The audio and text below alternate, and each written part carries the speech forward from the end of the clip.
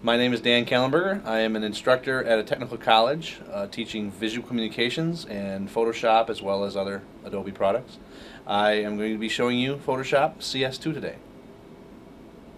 Right now we'll move into curves. Curves, right after color adjustment, we can use curves, and it's a neat way to go into photographs and change the brightness levels with a little more control. Adjustments, curves, brings up a dialog box that looks like this with a graph.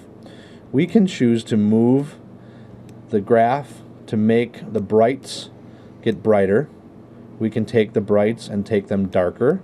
We can take the darks and make them lighter. So we can use this tool to invert images. But the powerful thing about curves is the word curve, where you can actually make a graph to actually make special effects out of photographs that you might not normally be able to make. I can take all the mid-range levels and bring them to dark. I can bring the low levels up to brighter, and I can change the light levels and bring them back a little bit. And what you can do is make curves. They've got a set of tools that you can use. You can play with them, save them, load them. If you like a certain curve for a certain photograph, for a certain effect, you can do a lot of those changes. You can invert it with this tool here.